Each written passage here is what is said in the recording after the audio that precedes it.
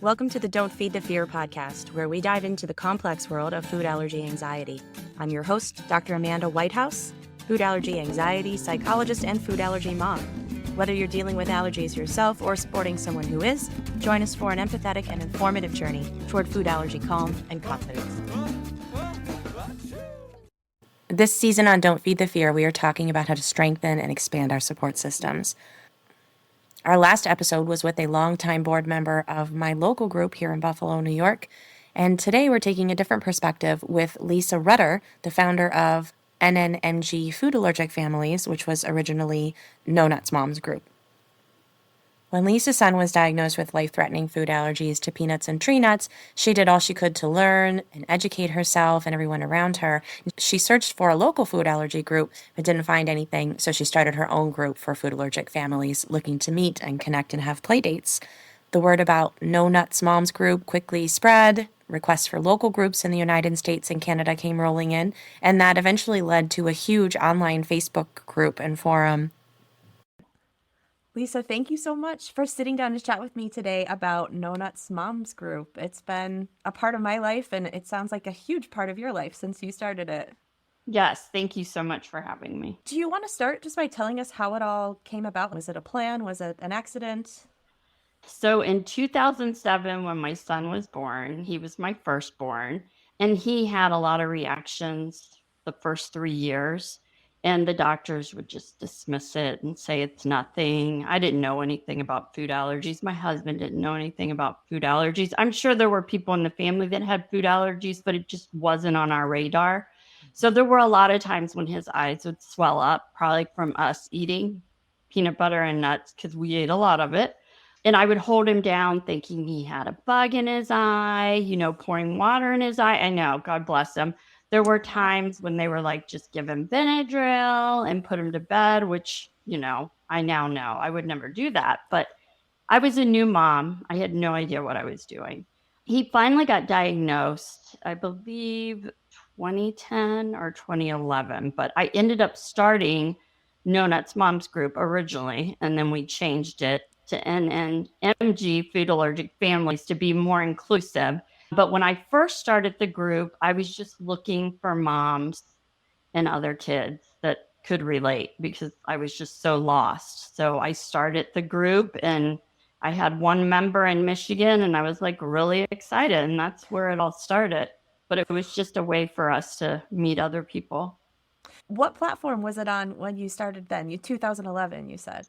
So it was meetup.com. Okay. And unfortunately, I had to pay for that. I didn't make other people pay for it, but I had to pay for it to run a group. So I was like, I really don't like, to have to pay for this. And I would like it to be free to everyone. I don't want to charge people. So then someone suggested Facebook. And I was like, okay, Facebook wasn't huge then, but I was on it.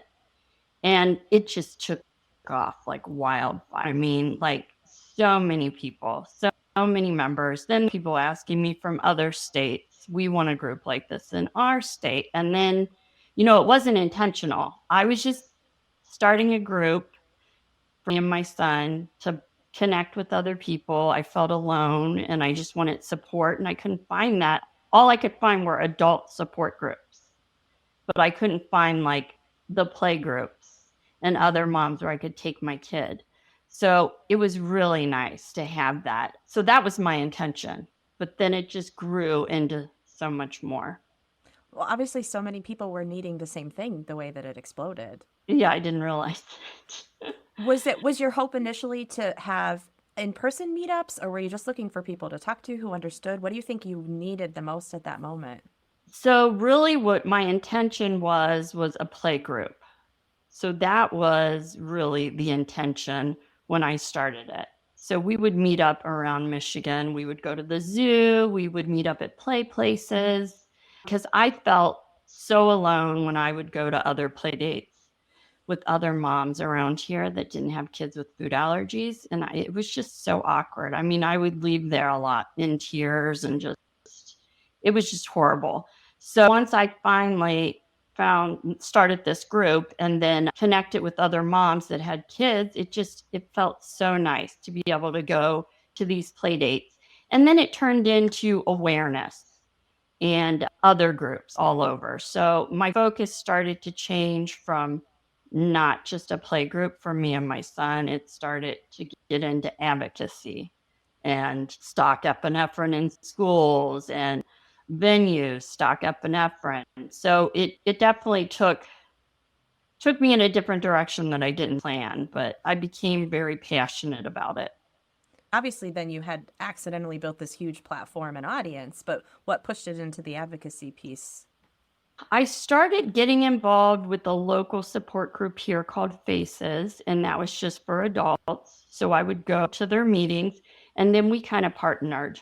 They would send people my way, I would send people their way. They're not in existence anymore. So we started having support group meetings too. So it went away from play groups. I mean, you can still do the play groups, but we also have the support piece of it as well. But I think that's really what started it when I joined Faces, because then I started being part of the advocacy part. And then I started working with FAIR. And then eventually I started working with FACT. And it just kind of took off, making connections with people around the world. And it was like family. And we just bonded. And the more I read, the more I learned, the more I wanted to educate people around me.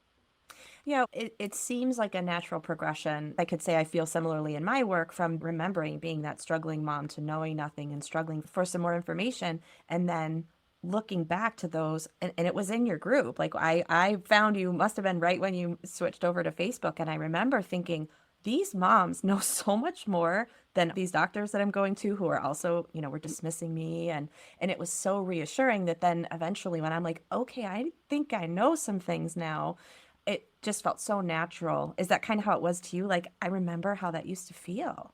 Yeah, it was. And, for me to be taking my son to the doctor and they're telling me, he's fine, nothing's wrong. And then we were in Illinois at the time, and then we moved back to Michigan for my husband's job.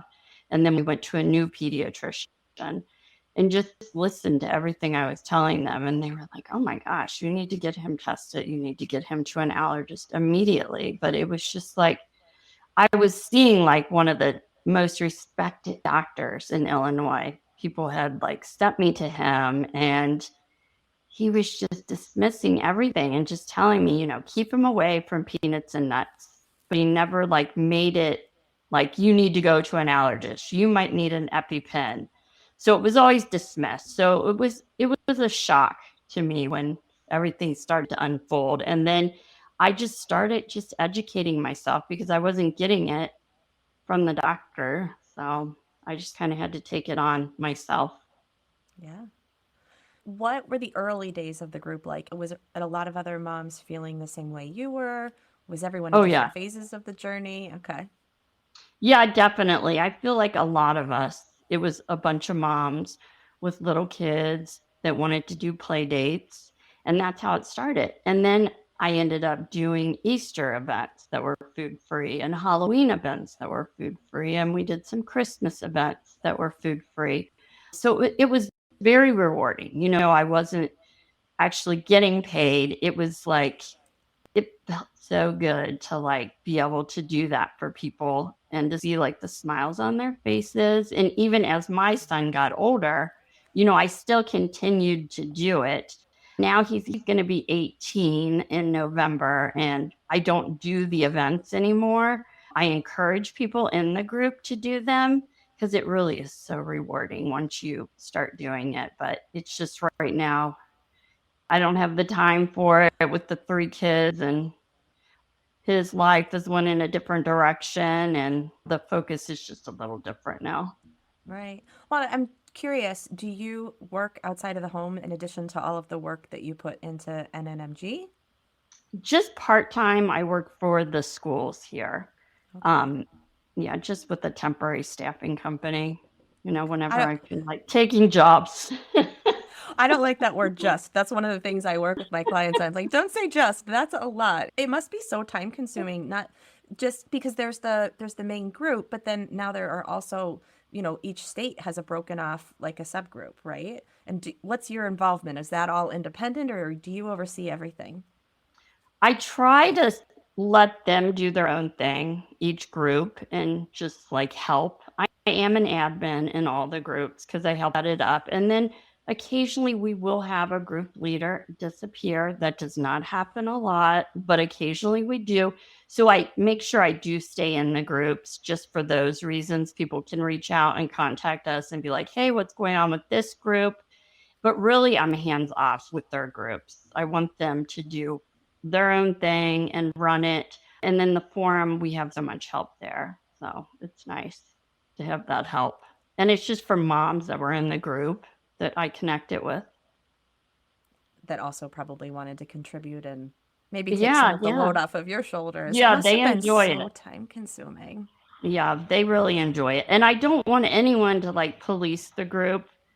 That I never want that. That's why I'm always like reminding members, report if you see something you don't like or you don't agree with, you can report it. And then we will, as admins, we have a separate group where we can go and discuss the post and what we should do, how we should handle it. So it's nice. Is that a problem a lot? Do things get heated, or what kinds of things do you have to I would navigate? say the big thing was OIT back in the day. That used to be a huge thing. People just bickering, going back and forth with their strong opinions. We're food allergy moms, food allergy parents, and we have strong opinions. And a lot of And what I've fear, learned. right? Oh Which yeah, oh makes it yeah, more heated. Yeah. yeah. And what I've learned a lot is it may not work for you. One thing may work for this family, but it doesn't necessarily work for the other families. You have to do what's right for you. So yes, we do have that, and some people are very strong about their opinion, and this is the way it needs to be done. But you, as an admin, you do have to. I kind of have to remove myself sometimes from my own personal opinions and beliefs. And I feel that's why the group is successful, because I do try to stay neutral as best as I can. Right. And I think we all need that. We're looking for ideas. We want to know what's out there that we don't know about, or what other people have tried that isn't on our radar. But at the same time, we don't want to be told what to do or dismissed, or this is the only path, because I feel like we're getting that outside of that community a lot, right? So we need Yeah. ideas in a supportive and open way. And then another thing we have is new moms or new dads that will come to the group, and then you have people like me or you. I mean, we're veterans now, but they don't know. They're lost, Mm. and they're coming to us for help. So sometimes I have to remind everybody we're a support group. We're not here to judge anybody. We're here to help them and guide them and do the best that we can to support them. Yeah. Yeah, because I'm sure you've seen a lot of other people with experiences like yours where people are not getting good information, or they're getting misinformation or being dismissed. And I'm curious your take on that, or if it's shifted, because I hear a lot of it, unfortunately. Yeah, well, the misinformation, I do feel like it's gotten a lot better since my son was little, but Hmm. I try to tell everybody, do your best. We can give people articles and literature to look at, but really it's up to them what they decide to do. I mean, and we're not medical experts, we're not doctors. Ultimately, they need to consult with their allergist. A big thing I like to drive home is some people will go to just a pediatrician. I'm not like saying anything's wrong, but I mean, you really should be seeing an allergist for allergies. So that's a big thing that I've seen in the group. So we try, but we can't tell them what to do, but we just suggest, hey, you need to reach out to a board certified allergist. You're just not going to get the same care. Right, the same level of specialization. Yeah. Yeah. Yeah. I don't mean to dwell on the challenging stuff, and I know I've Oh, seen no. so much positivity in the group. Tell us what you love. What's really inspiring or great when you see it unfolding there? I love seeing people when they're like, oh my gosh, I love this group. You guys are so great. I've learned so much, things like that. It's amazing to hear and see. I would say there's more positives than negatives for sure in the group. But yeah, just reading like people that have had life-saving experiences, like their kid had anaphylaxis, and then they'll say, I knew because of this group to use epinephrine right away. I didn't hesitate. I love reading things like that, knowing that we actually helped someone. And made a difference in a Yeah. really important situation. There were times when I was newer and younger where I would have to not read as much. I would dive in and I would want to know everything, and then I would sometimes get overwhelmed and soak in everyone else's worries of this happened to them, could it happen to us too? So I would come in and out of how much I would participate and then and intake off and on. Do you find other people having that experience, or am I just overly Oh yeah, anxious? no. It can get so overwhelming. I actually have to turn my notifications off for like all the groups because it's just it gets so overwhelming. So you definitely have to like pick and choose what works for you. It may not work for everyone. I keep track of the reported food allergy deaths in the community, and a lot of people will say to me, "How do you do that? How do you read that stuff?" But I do think it's very important, and that might not work for everybody, but I do feel like it does help me. And I think keeping a record obviously is good because they don't have like an official record out there. And I know it can be hard to read, but there are a lot of instances where I am like, okay, check yourself, you're getting comfortable. And then you read these tragic stories. And I think they're helpful to learn from. Very triggering for people, yet a really good learning experience too. I would imagine that's a tough time in the groups when something like that comes out in the news, as far as people's reactions getting tough to manage in a Yeah. community like Yeah. that. Yeah, and some people they don't want to read that, and I get that, and I understand. So that's why you have to decide what you want to read and what you don't want to read because it can be very triggering and very hard.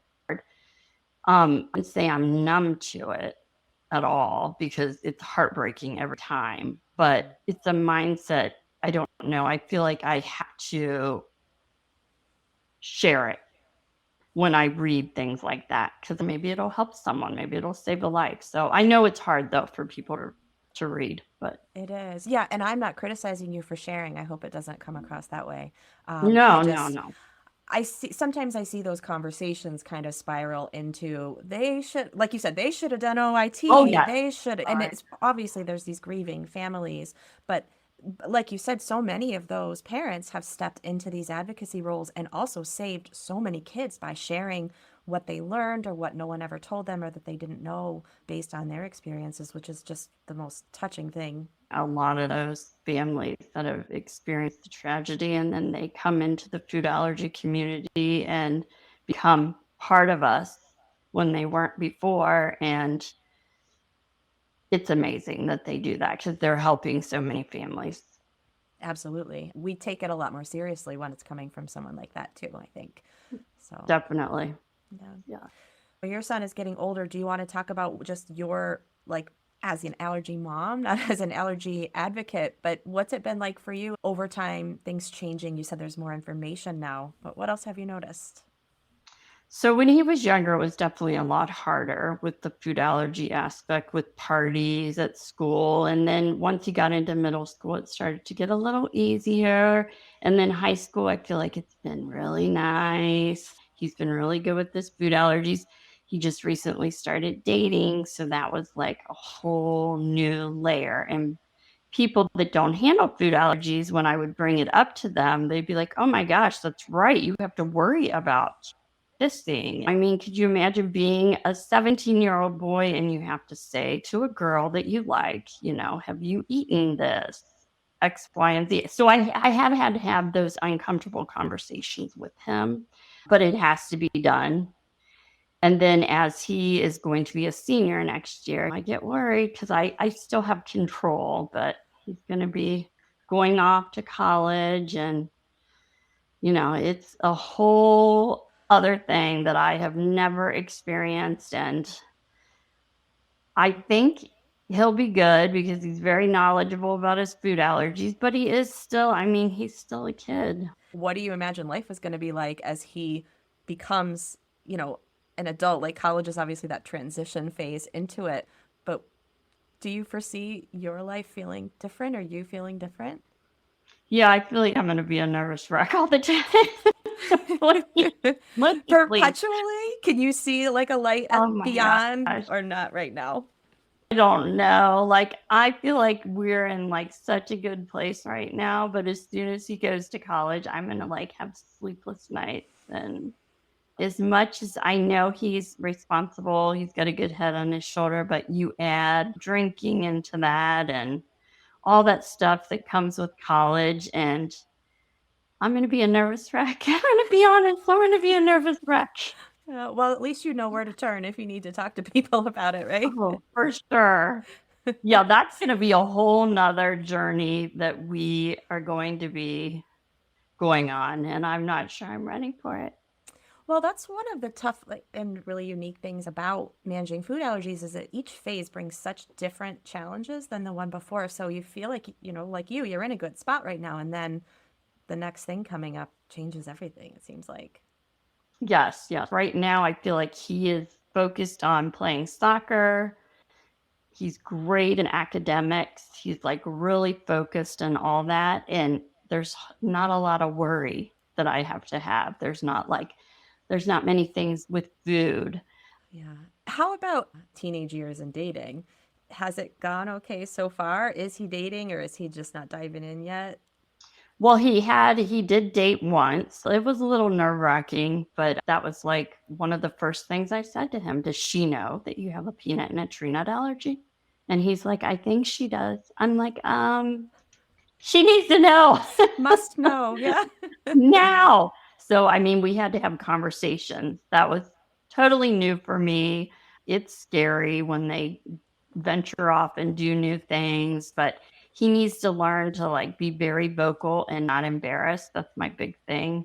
He has to be able to show and communicate, especially like he's in college. And if he does have a reaction, the last thing I want him to do, just from reading stories, I don't want him going off into the bathroom or into his car by himself because he's embarrassed. He needs to be vocal. He needs to tell people what's going on.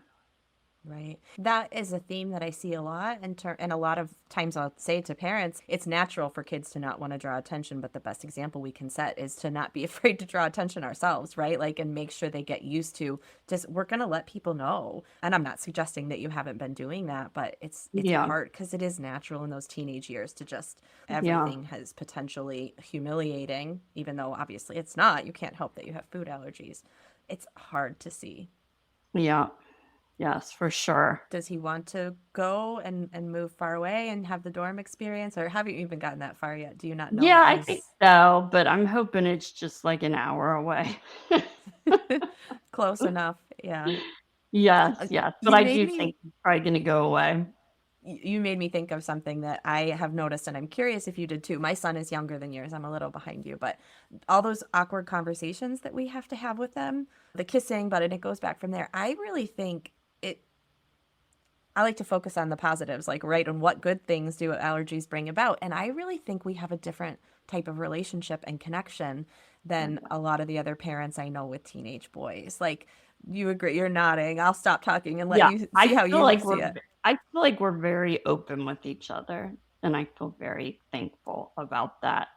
I feel like we do talk a lot more about things probably than I did when I was a teenager with my parents. So yeah, it has its pros and cons. And I mean, he's fine with having food allergies. He's like, I'm fine with it. But of course, the mom and me, we worry Of course. constantly. But yeah, he seems like it's no big deal. If I can't eat peanuts and nuts, who cares? I don't Whatever. like them anyway. Aw, that's awesome. I'm glad he's doing so well. Yes, no, he is. He's doing great. Good. So, in the group or with him, over time, do you think that there are things shifting? Is there a direction that you see allergy, either advocacy or just awareness and those kind of topics moving in, or are we the same as we were in 2011? I feel like I do see people are more open to talk about allergy treatments. I do feel like when it first started out, it was very hard because everybody's like I told you, it's your way or the highway. You can't, nobody wants to see like different sides of it. Like if you want to do IT, great. That is great for you. If you don't want to, that's great too. Or you want to do this or you want to do that. Whatever works for you and your family. I am seeing a shift in that talk. And it's like running a group, I do feel better that I can share certain things about treatments and not have people go bonkers over us posting things because I do think it's important. So lots of new treatments evolving and conversations. So I do see that growing and changing quite a bit from when it first started.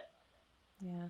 I'm curious if you see this with those new parents that we've talked about. You know, when our boys were young, there was no like, if you start OIT now, it's so much more likely to be effective. But I was thinking all of the stress of then, and then these newer parents have on top of that the stress of this message of like, you have to do it now. It's now or never if you don't do it when they're young, which I'm not, listeners, I'm not saying that that's true, but I'm wondering if you see that emotional experience for them on top of what you and I were dealing with at that point in time. I could imagine that that's what happens when they go into the allergist office. They're getting hit with, we got these treatments, X, Y, and Z. And yeah, that's a lot.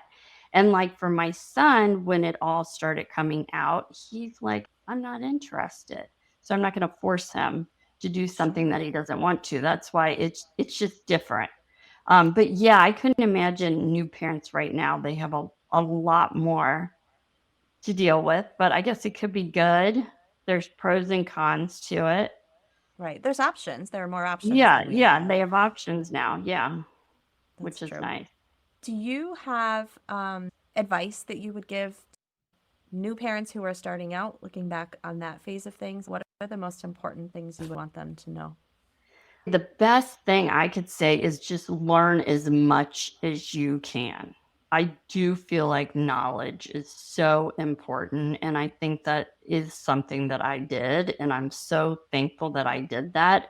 I just dove right in and I just learned as much as I could about food allergies and just look to support and resources. Do whatever you can. I feel like that is the best thing you can do is just learn as much as you can. What about older phases, the adjustment and moving through? Things get better. Things do get better. It might seem scary, but things do get better. And of course, there's always going to be challenges. But I think if you educate your family, you educate your child, and you let them know that they're supported and loved, I think they're going to be okay and you're going to be okay. I love that. Good to hear over and over again. Yeah. Yeah. I'm curious if you're interested in sharing what the impact on you has been emotionally and with your mental health and well-being and outlook on managing your son's safety in the role that you play with the group. Um, right now at this stage, I feel really good. In the beginning, it was really, really hard. I found that I had to pick and choose my battles when I was advocating to, especially in my son's school, for example. Like I would try to help other families in that school, but then I started to get the name, the food allergy, there she is. So yeah, it's been challenging. I feel great now. I feel like people understand and they're very caring and compassionate towards me and my family. But in the beginning, it was very challenging, very hard emotionally, very isolating, and always in protecting mode. You want your kid to be included in everything, and people don't understand that. But right now, as of today, I feel like pretty good. We have a great circle of friends and family seem to understand. But in the beginning, it was very, very, very challenging. Will you say more about how you developed that? I mean, that's what I'm focusing on this season is we need to round out who we have, right? Don't get all your support from NNMG, even though it's a great place to go. But how did you develop that more fully and supportively around you? I feel like I was constantly posting on my Facebook page articles and information. I mean, I would have people reach out to me from high school that don't have kids with food allergies, and they'd be like, "We have learned so much from you." And I feel like family too. It was sometimes uncomfortable with family members, but I really feel like the group and myself have really educated them, and it's brought on a support from not just NNMG. And then my friends, they seem to always want to know, and they're very interested and compassionate about what other kids are going through with food allergies. So I would say just trying to educate as best as you can. I know some people don't want that information, but I would just keep cranking it out on my Facebook page, and people would read it, and I would just try to educate as best as I can without like offending people. Right. Just information, just factual Yeah, information. just information. I didn't do as much of that. I would share with family, but I didn't do as much personally as far as sharing information because it's hard to let go of it when people are upset or take offense or feel like I'm pushing something. But I imagine that's a part of it, right? You have to just put it out there and accept how Yeah. people respond. Yeah, and I've had close friends that have had children with food allergies too that aren't in my group. And some of the stuff that they do with their kids, I'm like, ugh. And in the beginning, I wanted to try to like, this is how it should be, and this is, you need to do this, and you need to do that. But it was not being received the way that I wanted it to be received. So I had to step back and realize you can say it, but once you give that information, they will do with it as they want to, but you can't force it upon them. I don't want to offend anyone, and I know you don't either. I No, don't think those are the people who are probably listening to this conversation either, no, right? But I no. would say, though, I think that goes hand in hand with their experience and their individual level of what's going on with their allergies, because obviously, if they were having severe reactions and big problems, that wouldn't continue. So, the families I've seen who have that approach, it kind of is working because they're floating along and not really having any issues. So, maybe that is best for them that they're not having this unnecessary level of anxiety if their child's, threshold of reactivity is not as sensitive as my kiddos, Yeah, but then it's me inside thinking, but I don't Right. want that to ever happen to them, so it's so hard. It is hard. Yeah. I want to protect everyone. I can tell you feel the same way, but I've had like in personal situations where I go home and I'm just sick to my stomach. When you have the knowledge that you feel responsible, right? There's a level of responsibility Yeah. that you feel. Yeah, for Yeah. sure. Yeah. Talk about, if you would, what's it like having friends with food allergies? What's different about the friendships when their kids don't have food allergies? Well, it's a lot different, but so the people that I am friends with food allergies, I feel like when the kids were younger, it was just such a great bonding experience. We always had stuff to talk about. I could totally relate to everything they were saying. And then people with not food allergies, they would talk about classroom parties and food. And for example, and I'd be like, oh my gosh, bite your tongue, bite your tongue. I know a person in that class with food allergy, and you're talking about having X, Y, and Z, but it's just different. It's not on their radar, but it's like constantly on my radar with my friends, whether they have food allergies or not. So it's a lot different in that aspect. Yeah, I think for me, the way I would describe what you're sharing, it's like we have this lens that gets put on. And before we didn't realize how everyone everywhere is obsessed with food and talks about food, and food is just so central and part of everything. And Hmm. it's just normal for everybody, but obviously it becomes so different for us. Oh yes, people would say, "Oh, my child's childhood is going to get ruined if they can't have that cookie to decorate for the holiday party." They won't feel special on their birthday I'm if so I. glad we're not there anymore, but yeah. Yes. That's tough. Do you think you've seen a change in that? over the years in terms of people outside of the allergy community maybe understanding it better or having any shift in attitudes toward us? I do feel like there was a time when the CDC first released guidelines for schools. I did see a big shift in parties and stuff. And I do still think it's better now, Valentine's Day and things like that. But now that I have a daughter, she's in elementary and fourth grade, no food allergies. It's different for me to sit back and see how much food is at the parties. It's just not on their radar like it was with me. So sometimes I'm like, I feel like this is slipping back, but I do think it has improved quite a bit since my son was in school. I feel like people are more compassionate towards it, but I do still have food at the parties all the time. Do you think that slipping back is just not having you or a parent like you in there advocating and kind of pushing it Yeah, and maybe that's raising? what it is. Yeah, maybe that's what it is. I'm not pushing and advocating for it. I was always the party mom when my son was doing it. And I was like, we can't do this. We can't have that. So and so can't have this. I would be advocating for other people, not just my son, when they were in the class with him. And now I purposely try to take a step back in that area when my daughter doesn't have any food allergies. But yeah, it can be hard sometimes when I hear, oh, well, that person has an allergy, but yet there's still all this food. And of course, my heart is like, oh, Yeah, you think almost it would be, oh, it's going to be so less stressful going through with this kiddo without the food allergies, but it's in yeah, a different way, right? In terms of you can't unknow what you know and what your eye yeah, is trained to notice now. yes, yes, for sure.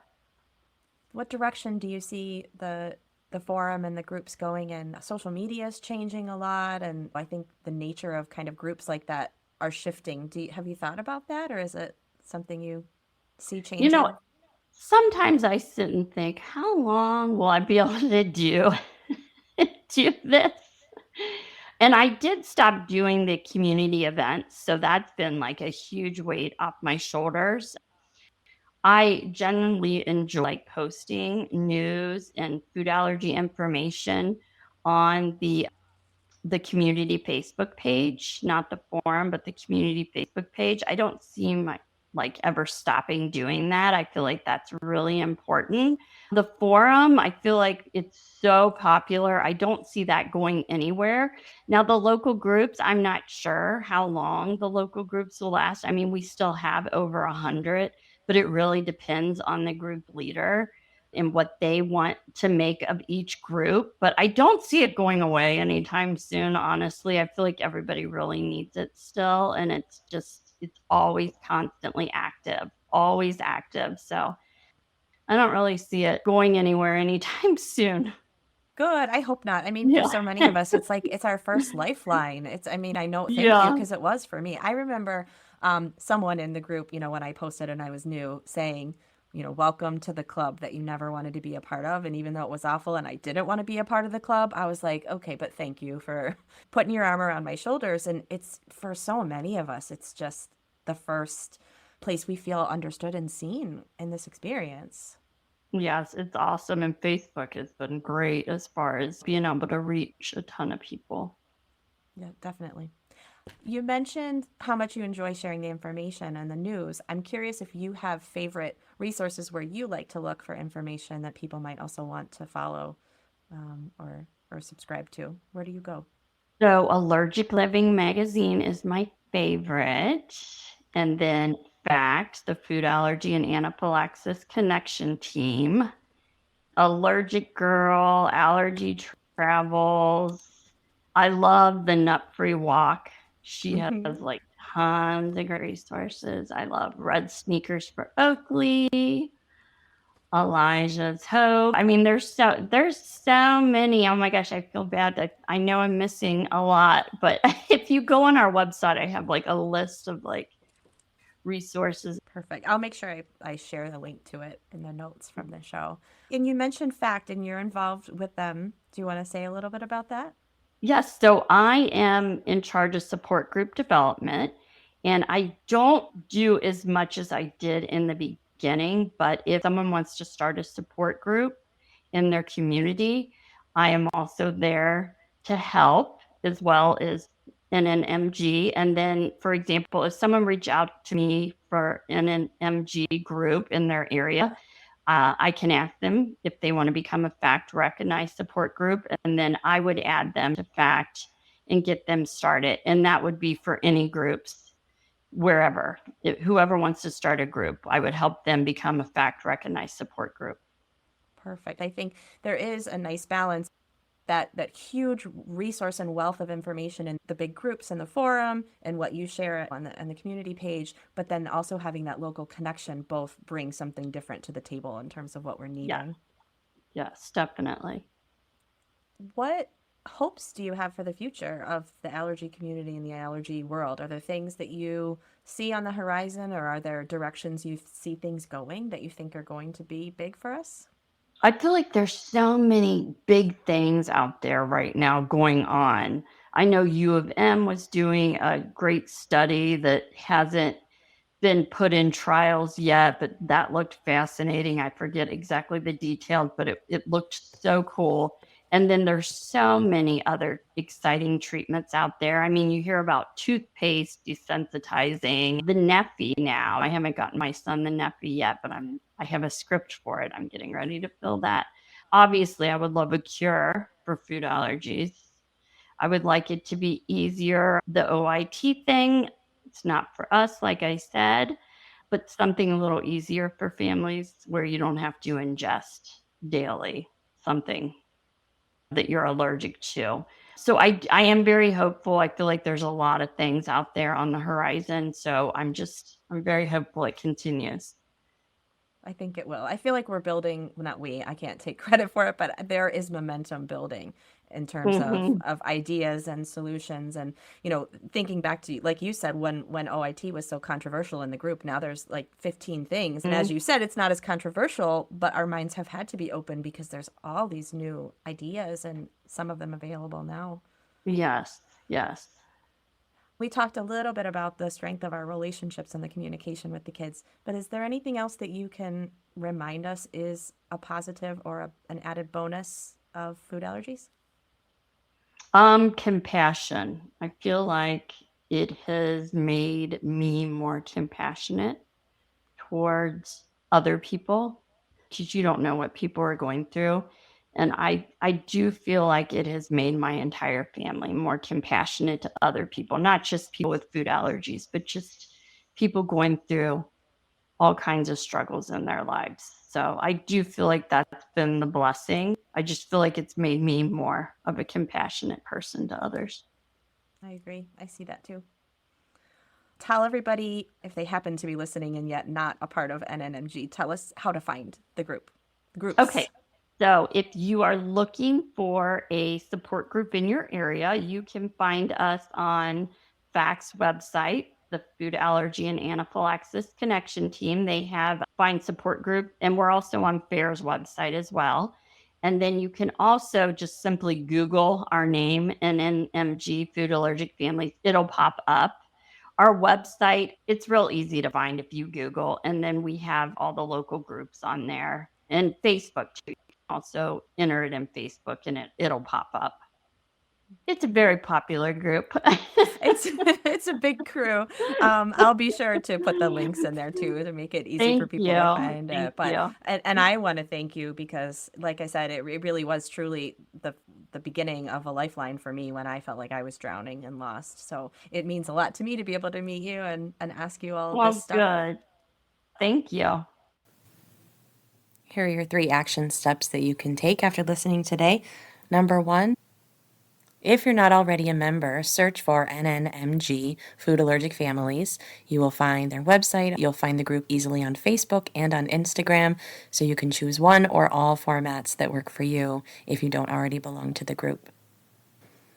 Number 2, after listening to Lisa and I chat about moving through the stages of allergy management, take a moment to reflect on the stage that you're in right now. If this is new to you and you're still adjusting, if you've already been through a few rounds of ups and downs, reflect on what you've learned, what's harder or easier right now relative to other phases of the journey, and give yourself a little bit of credit for all that you're navigating and have navigated in the past.